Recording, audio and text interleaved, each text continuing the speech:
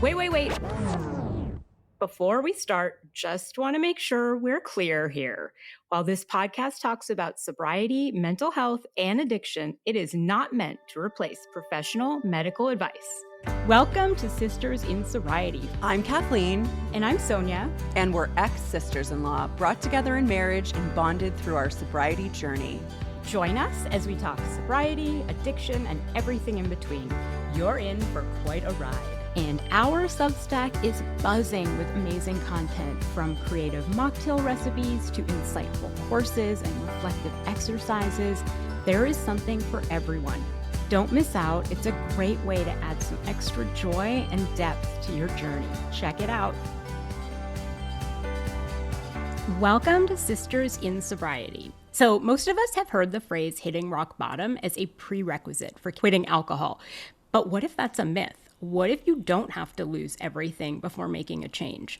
Today, we're diving into that exact conversation with Kaitlin Henry, a wellness advocate, sober mentor, and host of the Step Zero podcast, who proves that you don't have to reach a breaking point to take back control.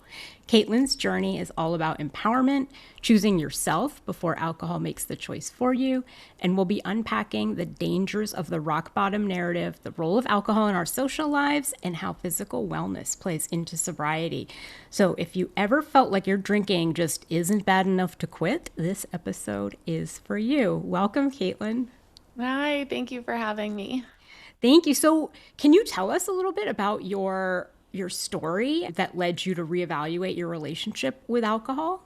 Yeah. From the beginning, I will say I'd like to start with the way that alcohol made me feel, because it was just this crutch for so long. So it was like this thing that I used no matter what, whether I was happy or sad.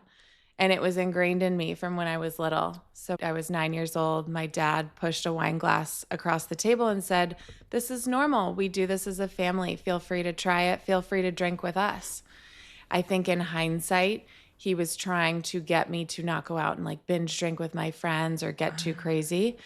And it kind of backfired. It made it normalized within the household. And it's crazy because I didn't just start drinking it and bam, oh yeah, that was it. I'm off to the races. I waited. I did the quote unquote normal.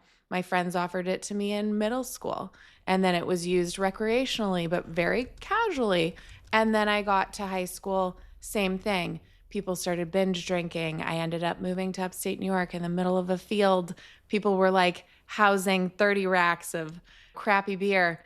And then got to college, binge drank with my friends, but all throughout this time, I wasn't like getting in trouble. It was very what the movies presented. I mean, American Pie was out around that time, right? Like it was like you go to parties, you drink, the next day you're hungover, you talk about it with your friends. It's so funny. And then you quote unquote move on with life. But at the same time, internally, there was this barometer of what was happening, and my negative thoughts and the shame around some of my behaviors or experiences were starting to get implanted. And so to fast forward to where I was when it was like, okay, where am I reconsidering this? I had gone through being single and living in Hollywood, working in production, but I could never really make ends meet. It was stretched so thin. I remember being like in debt and then not being able to, pay certain taxes, and then always wanting to fill the void with not only alcohol, but men. And so eventually I got introduced to my future husband, and we started hanging out and we drank the exact same way. It was so much fun. But it also was like a little tumultuous because it was like we'd have these drunk arguments, but the next day we'd always wake up and be okay. And again, all of our friends were doing it. All the couples we knew were doing it. And we were also on the trajectory of you get married, you have babies, and that's what you do. And so I had no clue who I was. And I'm drinking to have fun, and that's all I know how to do. Again, it's included in everything. I really didn't do anything without it. I was just writing in my book about how I would experience and travel to new cities, and I wouldn't even leave the outside of bars. It was like that was all I was doing while I was traveling. So I meet my soon-to-be husband. We end up getting engaged. We get married. And then a year later, we have 3 babies in 4 years. So I always like to tell that my first kid was 2.5, my second was 7 months old, and I found out I was pregnant again. And Wow. so, yeah, I also joke that I had kids alcoholically. Yeah. Yeah. One after another. But I do think, like, although that third one was God's plan and not our plan, it also was a blessing. I was always trying to fill the void. Again, alcohol, Mm. relationships, even being a stay-at-home mom, it was never enough. It was like, well, I better have another kid or else I'm going to lose this job title of stay-at-home mom. I'm going to have to go figure out who I am. And I was really drinking over lack of purpose. And so I have this third baby, and about 9 months later, not even, I had started getting to my personal rock bottom. Again, my drinking was always the same, but I got married, thought it would slow down, had babies, thought it would slow down. And it just kept being the same way. Like I would leave the kids home with a sitter. I would go out to bars. I would binge drink. I would come home. I would wake up hungover, but I'd always take care of Yeah. them. So Yeah. it was okay. And I wasn't feeling okay though. And so I decided to do this 3-day juice cleanse. Couldn't even pick like a 21-day cleanse. And it said, like, you shouldn't drink alcohol while you're juicing. I thought I was just trying to clear out my gut, like, feel better. But I was like, oh, 3 days, that's fine. In hindsight, no, I don't know the last time I had taken 3 days off. I was the pop Wow. open a bottle of wine at home with the kids type of mom. It wasn't like Yeah. I was going out all the time, but it was like I was opening a bottle of wine nightly at least. And so I'm like, oh, easy. So I don't drink the first day. And I go to a Dodgers game and everyone else around me is drinking. And I'm like, ooh, this is harder than I thought. Should I get a beer? Should I get a drink? And I've got the people with me are drinking heavily. And I'm like, oh, it's just 3 days. Like, just hang on to your seat. And I like literally remember like clenching my hands. Like, and I Yeah. was like, why am I just for 3 days? So it was okay. But I went home that night. I got ready for bed. So I put on glasses and I'm walking down my dark staircase and I end up missing the last step and I fall. I heard a snap and I'm like, oh my gosh. My husband at the time runs down the stairs and he's like, are you okay? I'm like, I can't move. I don't know if I can walk on it. And I had been heading down to get the juices. So he said, I'll get the juices. You go back to bed. So I went back to bed. It starts swelling. It's black and blue. And I'm like, it's fine. Everything's going to be fine. So I wake up the next morning. I'm throbbing in pain. I barely slept at all. And I head right into an orthopedic surgeon's office to get an x-ray. And I find out it's broken. Oh. So here I have a almost 4-year-old. It was like 4, 2, and almost 1-year-old. And I'm like, I have a broken foot and I have staircases and a household to take care of. And so I get home, I have this boot on, I'm on crutches, and we had finally gotten the kids to bed. I was scooting on my butt all over, like just trying to figure it out. And I go upstairs, and only after one night of not drinking, I was like, well, I'm on crutches for 2 weeks. Let's just not drink for 2 weeks. And by let's, I mean me, myself, and Yeah. I'm like, everyone I knew drank. Everyone. I didn't know anyone who was sober. The only person I knew with a drinking problem was my high functioning alcoholic father at the Mm. time. And no one I knew had stopped drinking. He for sure didn't. So I say, okay, I'm going to take this break from alcohol. I'm going to be on crutches. I'm going to heal. And then literally same night, not even the next day, I'm going to turn on the TV and I'm staring at my wine fridge. And I'm like, wait a minute, I really want a drink right now, but I just told myself that I wasn't going to drink. I didn't tell Mhm. anyone else. I didn't even mention it to my husband. And I popped open my laptop and I thought, this is a weird feeling. I don't know what to do. I'm not an alcoholic. Like, I don't have a real drinking problem, but why am I craving alcohol so much right now? And I Googled girl that feels like alcoholic but isn't one. And I literally, this host of information came up and it said gray area drinker Yeah. and sober curious. And at the time, this was 6 years ago, maybe almost actually 7 because it took me a little bit. So there was information, but not like there is today. So I just want to Mhm. say, like, thank you for doing what you do and for this sober community of people that are online and speaking their truth. it's amazing to see the progress in 6 years. But there was enough information. There was Holly Whitaker at the time. She was just up and coming, hadn't even come out with her book, Quit Like a Woman. There was, gosh, so many people talking about, so what a gray area drinker and what sober curious meant. And like sober curious is when you're curious about sobriety, but you're not willing to give it up yet. And then gray area drinker is when you realize there is a problem with alcohol in your life and you're also curious about stopping drinking. You're right on the cusp of being like, does this serve me or not? And so I did all this research. I'm going through, I'm keeping it really private. I'm embarrassed to say that I think I have a drinking problem. And this is the juxtaposition of what I think is out there in the movies and media. People with a drinking problem look like they've hit this rock bottom. They have to drive their lives into the ground and lose everything. Or it has to be what I thought, the man outside 7-Eleven holding a brown paper bag, and he doesn't have a home. He's like begging for change. But now I know an alcoholic has so many faces and can look like anything and anyone, any ethnicity, any race. Like, it doesn't matter. This thing hits humanity in this really insane way. Had you ever looked at your dad and thought he had problematic drinking, or were you looking just at his high functioning and thinking he just likes to drink? It's not a problem. Yeah. So I think for a long time, it was, this is the way we drank. This is normal. And then when I got old enough, I started to notice how much he was drinking and how it was having an impact on the family. I'm actually writing a book right now, also called Step Zero, same name as my podcast. And it's a lot of it intertwines my dad's drinking and the way that his progressed, because he was into his 60s by the time I was considering getting sober. Okay. And I had this experience where I had my third baby, and right away, my mom came to visit. She was helping me take care of her.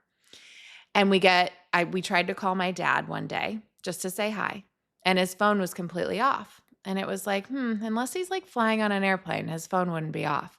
So we get a neighbor to go check on him, and they had found him on the floor. He had drank so much, and he had ended up taking sleeping pills the night before. He took one, but the first, what's it called, on a sleeping pill bottle, like the reaction you can have is suicidal ideation.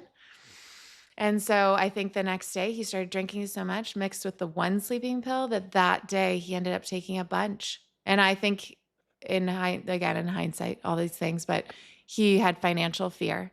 I don't think he had intentionally meant to do it, but he did it. And they found him on the floor, black and blue, and they rushed him to the hospital. And if we hadn't called to check on him, he wouldn't have survived that. And so afterwards, you would think that's his rock bottom. He's going to reconsider his relationship with alcohol. And while he told us he was going to start monitoring, he was going to have one glass of wine at night instead of drinking. At the time, he's drinking morning to night at that point, going to sleep with, a glass of something by his bedside that he would hide with orange juice.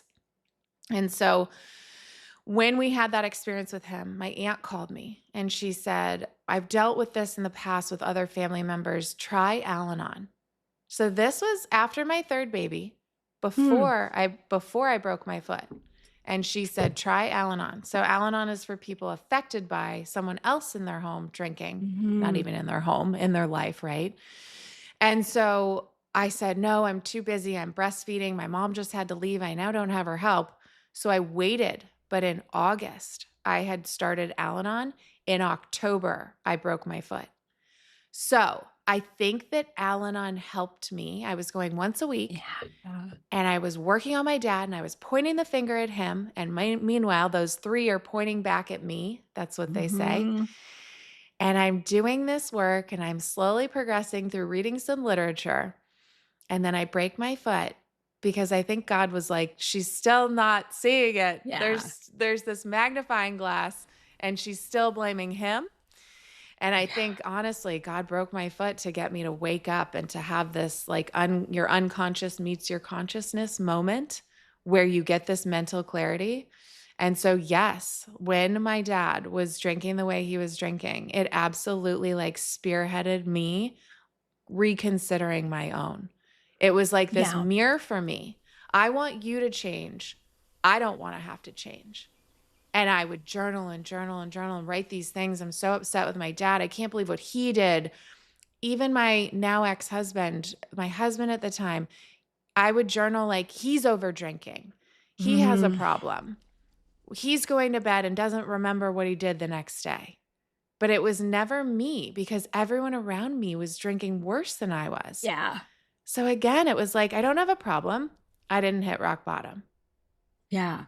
So yeah, I feel it's this. like, I went through something really similar with my brother, and I watched him for decades drink what you would call alcoholically. And as my drinking was ramping up, and so I didn't see it. It took years after he even got sober for me to see it. I was probably like you, where you're comparing and you're saying, well, I'm not the one lying on the ground with the sleeping pills.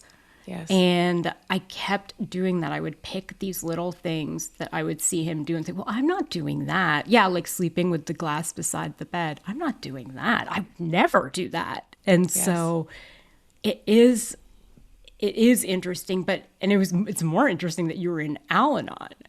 Yes. So I like to say I got to AA through the back door. So Al-Anon being the back door and then AA. And I'll just say, so I was, had this broken foot, doing all this research.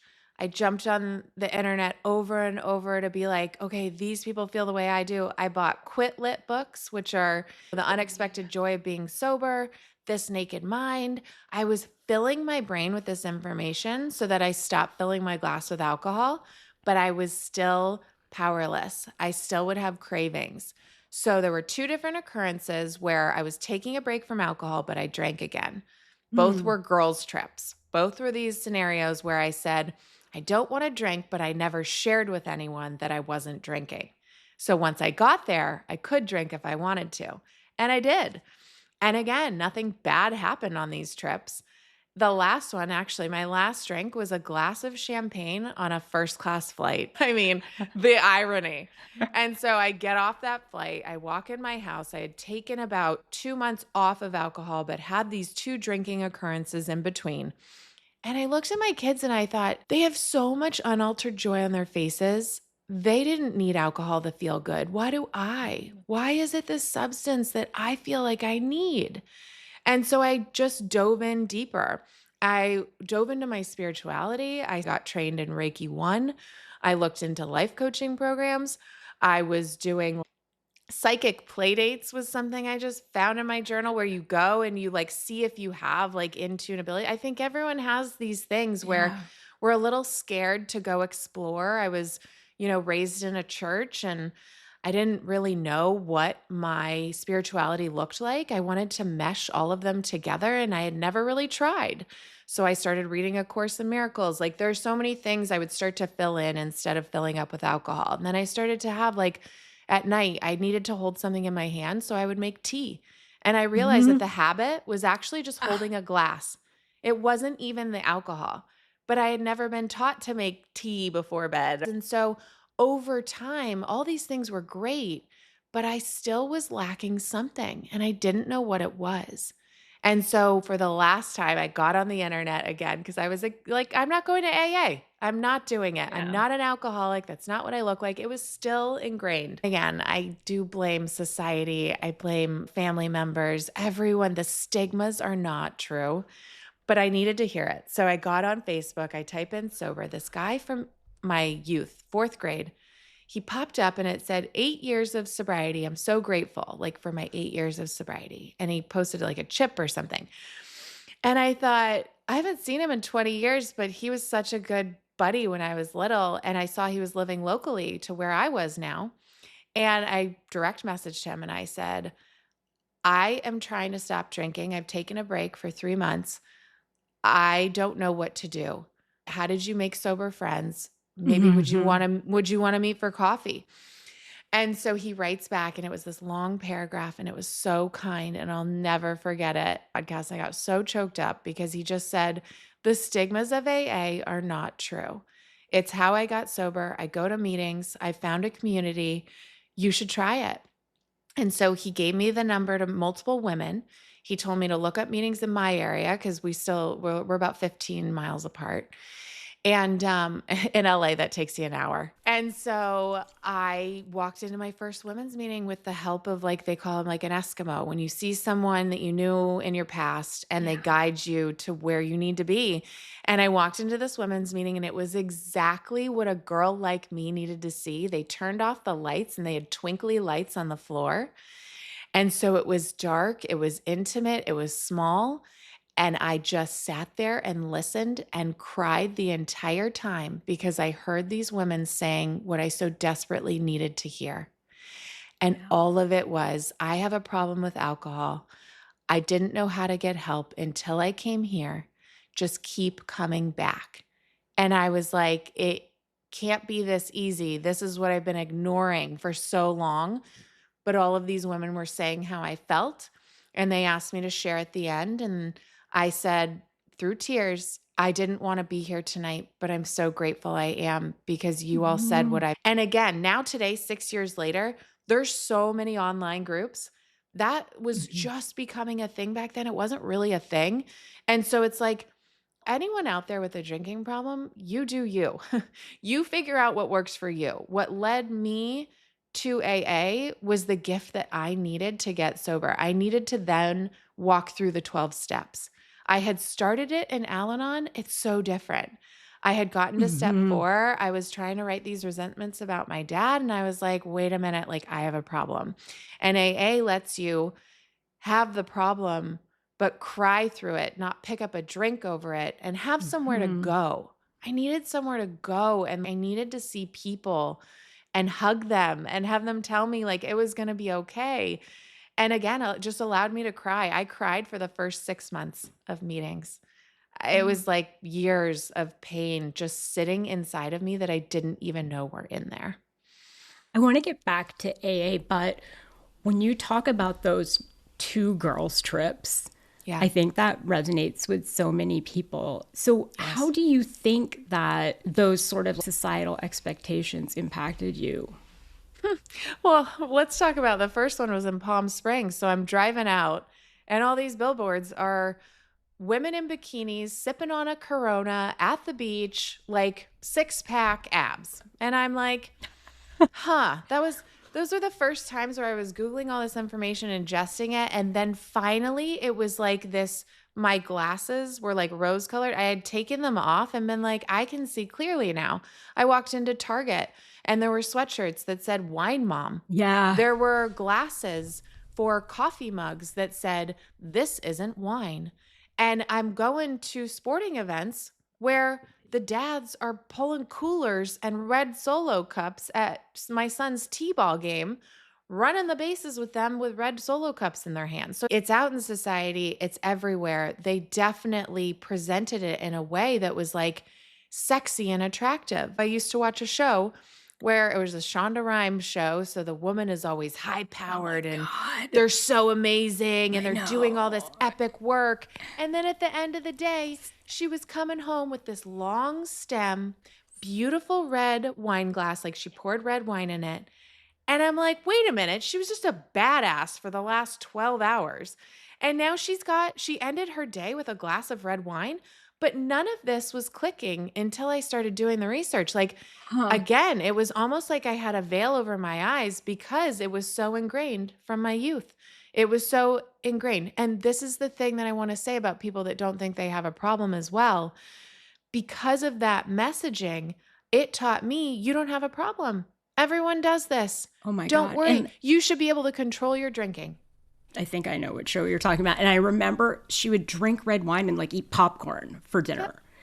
And when I was drinking, I was really cutting my calories, right? And I wasn't taking in much nutrition. And you think, if she can do it, and look what she does during the day. I remember distinctly, I was sober when I watched that show being like, still wondering like, really? Could I?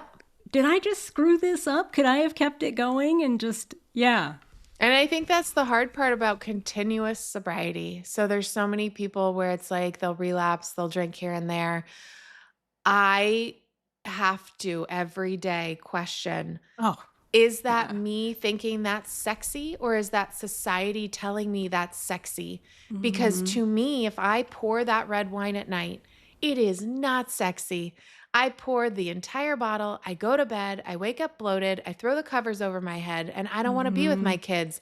I don't want to get in lingerie for my husband. No. Like, none of it. So, yes, I hear you. And it's absolutely something that is why I do what I do today. Like, Yeah. I don't want to be vulnerable and open on a platform that is so public, but I do it because we need more of us. And again, I was drinking over this lack of purpose, and God put it on my heart to be like, you can speak, you can write. Here you go. Here's the message you gave me. Thanks a lot. Thanks a lot for Yeah. this is not easy. Can't I go talk about like apple cider vinegar and how to cleanse your gut and recipes for, whatever. It's like, oh, I have to talk about alcohol, the thing that like almost ruined my life. Yeah.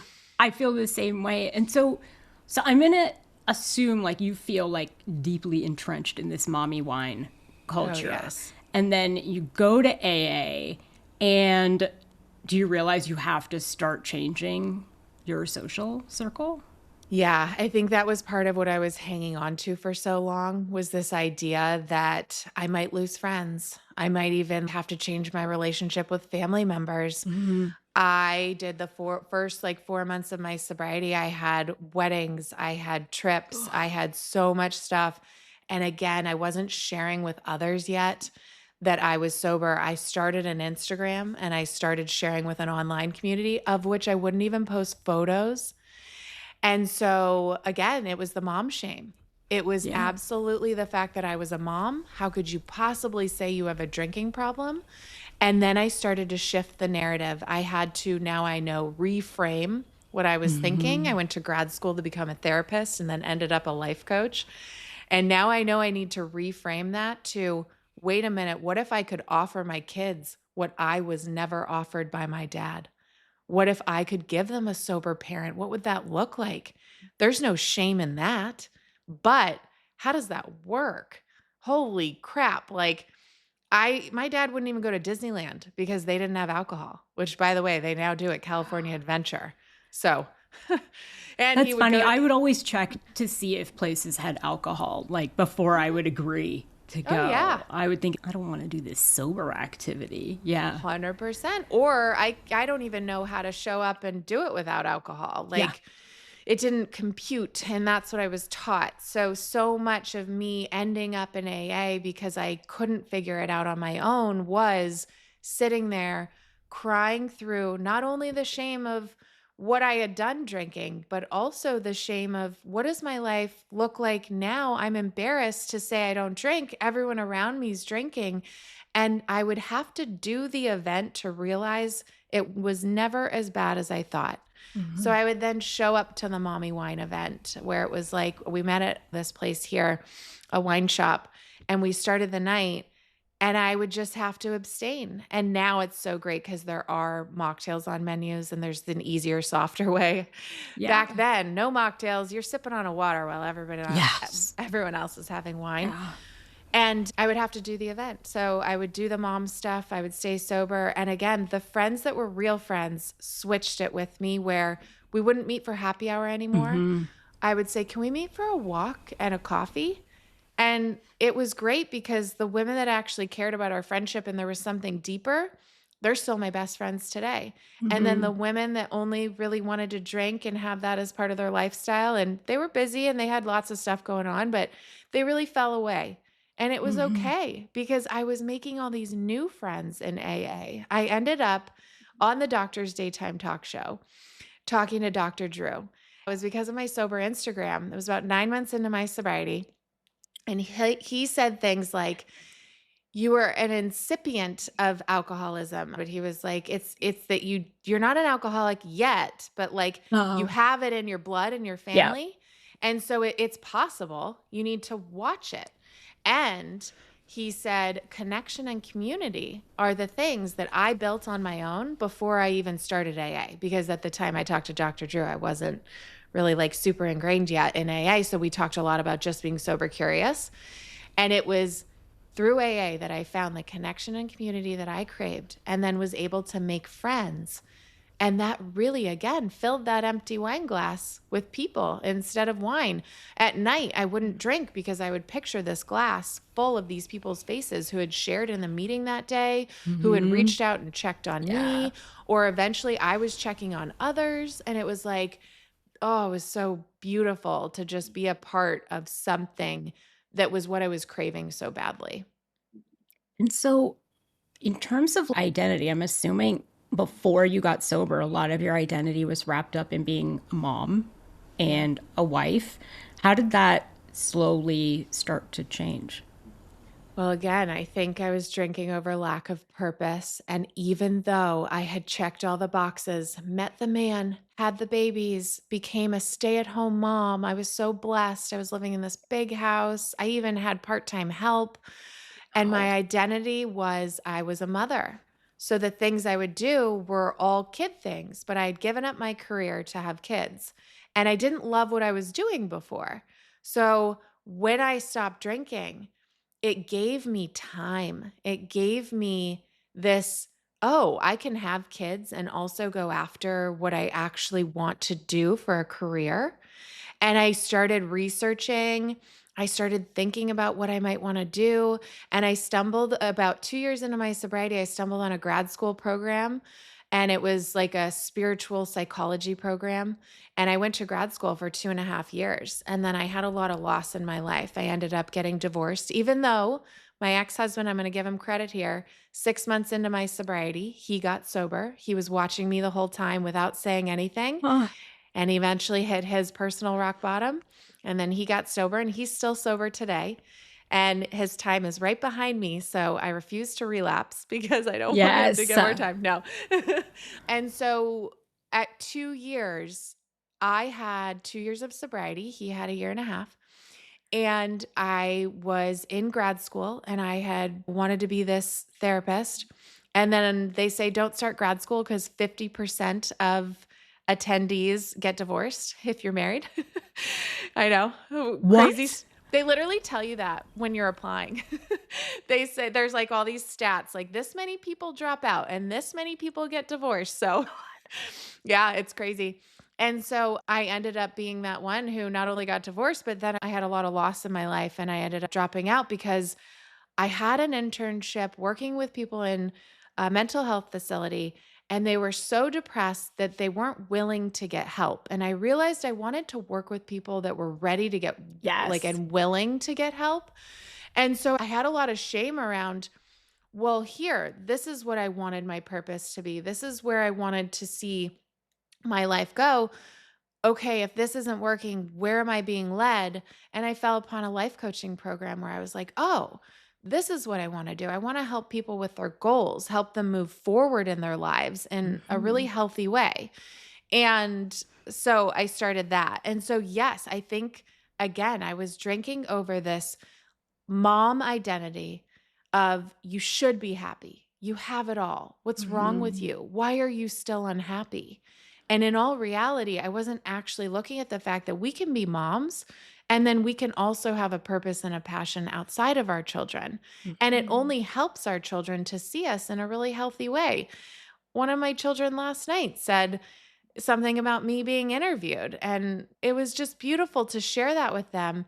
And to be like, yeah, I get to wake up in the morning and I have a podcast and I'm being interviewed on someone else's podcast. Yeah. And they see my little picture on Spotify when we pull up Taylor Yeah. Swift to listen. And then I have my little box and it's me, it's mommy. And I'm like, Yeah. yes, I'm showing them that by being present, showing up sober, having a purpose of my own, I can still be a great mom. And again, Yeah. I'm a better mom. Yeah. Can we talk a little bit? Because this happened to me that I got sober and so did my husband at the time. And he didn't really do the work of sobriety. He really just stopped. And he was more of a weed smoker. And our relationship ended. And so I think that in my mind, I thought when you get sober, your relationships improve. This could only get better. And after I had a lot of time to reflect about the relationship and it ending and realizing how much I had changed, during my sobriety and how that really affected the relationship. Do you think that has something to do with your divorce, your sobriety, or do you think it just didn't show you problems that were already there? Or Oh gosh, all of it, right? It's like we met and we drank the same way. So we bonded over alcohol. And then when I removed alcohol from my life, again, I like to say it in that way, like I chose to remove alcohol from my life. These people hitting their rock bottoms, feeling forced into it, they don't get to say it that way. So for the listeners, like I chose to remove alcohol from my life, even though it was this scary thing. He and I slowly became more and more distant. Now, he was so supportive. He was so great about it. He definitely questioned. You could see the look in his eyes like, is this forever? I don't know. And I was sharing that I didn't know if it was forever. But anytime I was brave enough and willing to open up to him about how I was feeling, it would make us closer briefly. But then it would go back to, I'm starting to make all these new friends. I have this new community. I'm finding relief in something where I was feeling so heavy and so bogged down. And now, yes, recognizing the problems in our marriage were being highlighted because I wasn't numbing them with alcohol anymore. I wasn't drinking over them. But there he was for the next 6 months, still drinking the way he drank. He took a short break with me, like the dry January. He pulled it into March. And then he had his 40th birthday and he started drinking again. And it was excessive. It went right back to where it was before his break. And it brought him to a rock bottom that was really low, way lower than mine. And so after he went on a trip and came home, he told me, I don't feel good. I need your help. I need to get sober. And that was 6 months in. And so when he got sober and then I was sober, our relationship also transformed. I was like, okay, we're going to get closer. And now he's going to know what it's like to be in the program. Now we're going to work through the steps together and he'll just be a little behind me. And it was nice. It just didn't fix it. It wasn't the thing. I thought, okay, now I'll be happy in my marriage. And I wasn't telling anyone I was unhappy, but we had had experiences from when we first got married until that about 6 years later where there was rocky points. There was couples therapy. There was stuff going on. But again, we always left couples therapy early and go out for drinks, go out for dinner. And so he got sober again, kind of highlighting lots of other issues in our marriage, but we both were so scared to lose one another that we just kept hanging on to our sobriety and hanging on to the step work. And even after doing our 4th step, our 5th step, and then you work on things to do step 9 with people in your lives. You do your amends. So when I brought him my amends, I told him things that I had never told him before. He told me, he ended up divulging things he had never told me before. And then he was already sober. So I was like, perfect. We're now like the Twin Towers. We've fallen. We're rubble. We're going to rebuild. Yeah. And I gave it a year and a half more. And it just wasn't working. And I knew I wanted to drink again after 2 years of sobriety. I realized that there was this fork in the road that I wasn't taking. And the other path was to leave my now ex-husband. And so I like to point that out because after you get sober, it's emotional sobriety. It's doing the work and not drinking over it. Like you were saying, doing that inner work was so important to me. And I thought, it's going to feel worse to drink again. I just have to do the thing I don't want to do. And I did it. And now we've, been separated and divorced, I think 4 years in May. And it's been ups, downs. I had a lot of loss the same time. I ended up losing my alcoholic father, passed away 2 years ago. And it's always the inner work. It's always, what is this bringing up for me? And I don't think God allows some of this stuff to come in right away because we're not ready for it. But it's almost like the more sober time you get, the more my higher power knows, okay, I'm going to drop this in your lap. You're going to work on this now.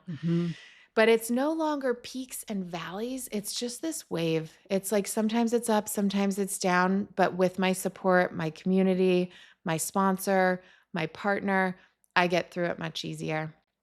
If you look back at step 9, do you have any regrets about how you handled it? Or do you have any advice for people on how to handle it? Step 9 is my favorite. It'll be a big part of my book because it was so transformative. It was really, they say a lot of people are like, step 5, where you divulge everything, you feel so much better after. I never felt better after that. I felt better after my amends, after I did the thing I didn't want to say. And so my advice is start with the step work, go from beginning to end. Don't try to go to people in your life right now. If you're just sober curious and you're like, I need to run out there and apologize to everybody for all of my behaviors, that's not the way it works. I'm so glad I went through the process in order of what it was supposed to be and how I was supposed to work it out. I was very methodical about the way I did it. I wrote it out on 2 or 3 pages. I took my, again, now ex-husband down to the beach and I read it to him. And there's this thing in the book, the big book, that says, if your amends will do more harm to the person, Yes. you don't have to do it. And I thought long and hard about that because I didn't want to just do it and ruin everything. I had no clue what would happen. I wanted to do it because I knew the relief that I would feel not lying to him about anything. So I said lots of things. I said things about how I apologized for being around our children drunk, for not caring for them in the ways that I wish I could. And then it's so much longer of a story. But basically, when I was 6 months pregnant, he cheated on me. And that was with my firstborn. And I brushed it under the rug. I pushed it under. I wasn't pregnant anymore. And again, I stayed sober through my pregnancies for those listening. So I thought I didn't have a problem. I started drinking the second I wasn't pregnant anymore, the way I did before. And I think I was brushing it all under the rug. And so when it came time to do my amends to him, I had had an affair in between. So he cheated on me a couple years later. I end up cheating on him. I'll bet brief. Both of ours were very brief, not methodical, not like pre-planned, but I did it and he never found out. So I had known about his. He told me like a couple days later, he just couldn't hold it in. But I had to live with that at 6 months pregnant. So I have a lot of work I do there too about just what I processed through the time of being pregnant.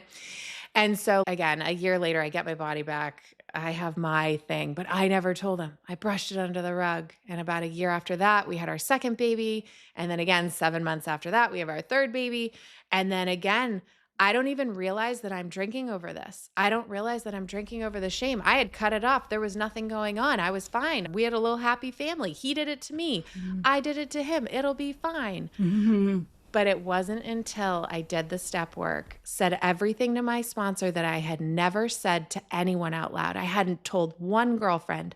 I hadn't told anyone. Wow. I wouldn't even tell my therapist. I like to say that too. It wasn't until That is deep. Yes. And it wasn't until I told my sponsor. And then they looked at me and said something similar that had happened to them.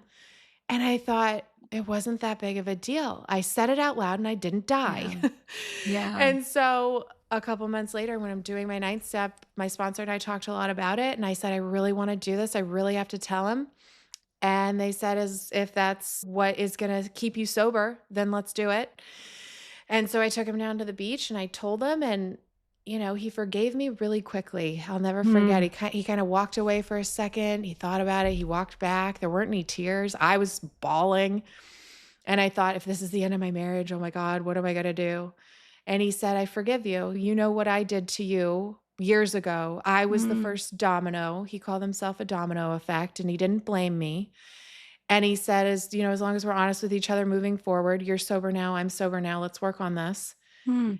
And then that night he came to me and he admitted that when he had his rock bottom 6 months prior, he had cheated on me again. Oh my God, this guy. And yeah.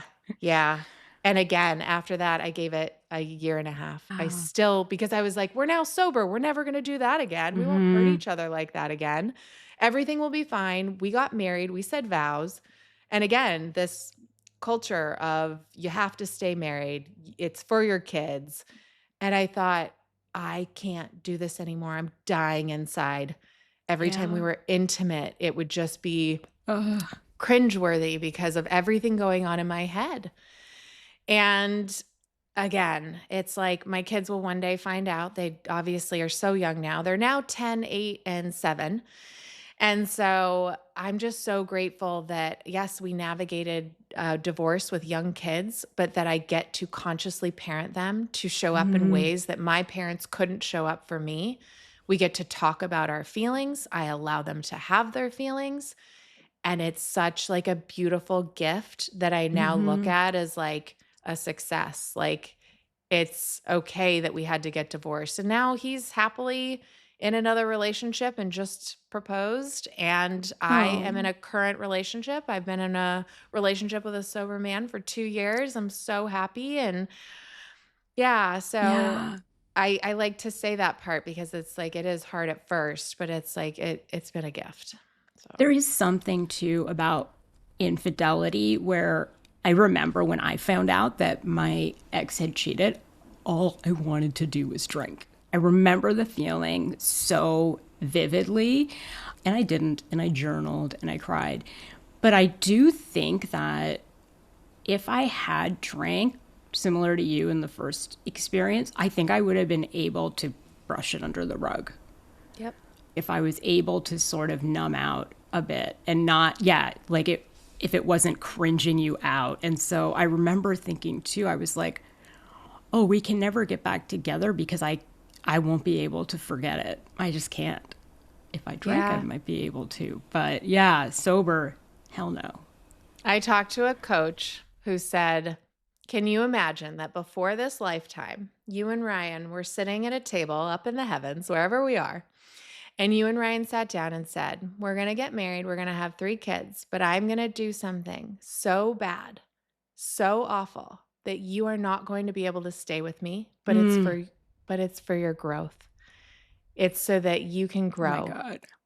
And I got goosebumps as I am right now all over my body, and I could cry, but it's so true. If it didn't get that low, if it didn't get to that point, I wouldn't have left. I would have kept making it work for my kids. I would have kept making it work for my family. And I do want to share that all along, I never shared this with my family. I never shared this with my friends. So I was dealing with all of this on my own. I wasn't going to them, throwing him under the bus, saying, screw him, he cheated on me, da-da-da-da. I wasn't working through my own stuff. I wasn't working on it with a therapist. So all of these things were sitting inside of me, and therefore I just kept drinking more and more.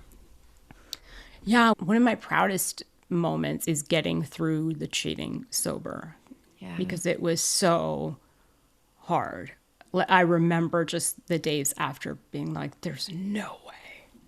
There is no way. And you probably find this with your wine moms too, is people who don't know I'm sober would find out about like the divorce and say like, oh, come over and we'll open a bottle of wine.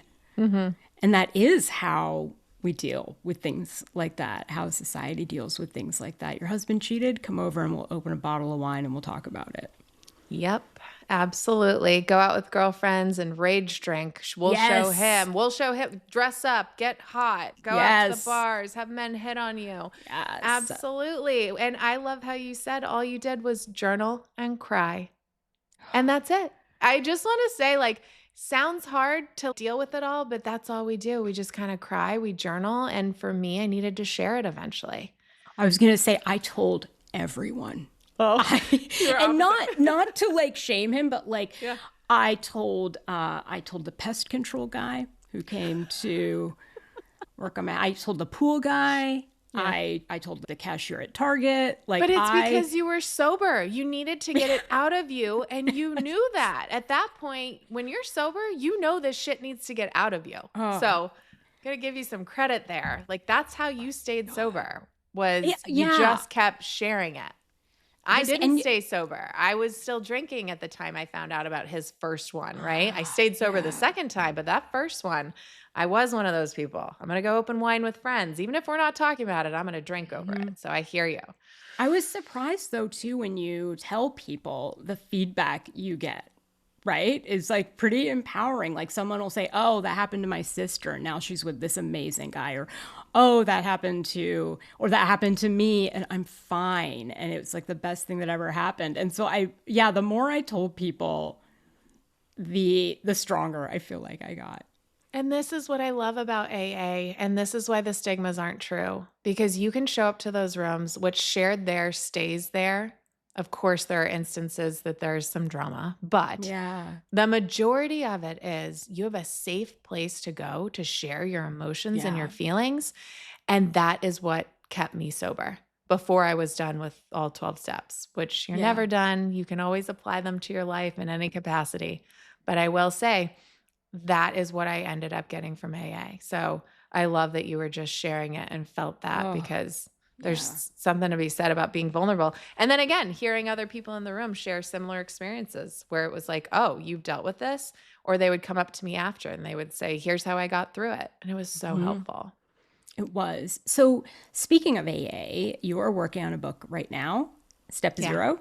Yep. It's called Step Zero. Do you want to tell us a little bit about that? So this one is more memoir-esque. So it's going to be the journey that I told you about today, but in depth and detail with more stories. I journaled the entire time of my sobriety, but Step Zero is really what I consider the step before Step One. It's this journey of how I wasn't ready to go to AA to do the 12 steps, but what did it look like the second that I decided I'm sober curious?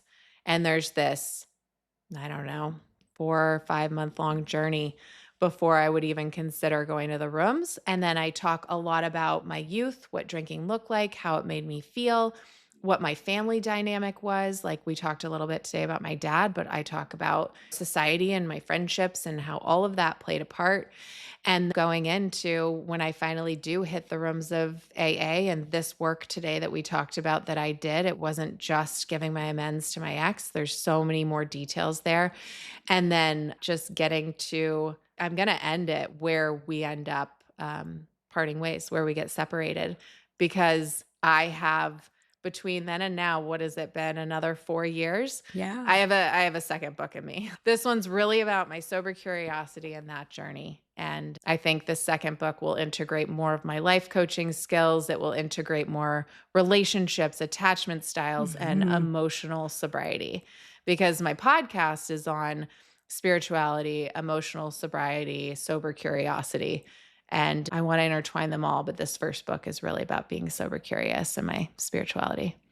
I love that. I'm so excited to read it. And thank you so much, Kaitlin, for being here today. And thank you for listening to Sisters in Sobriety. And we will see you next week.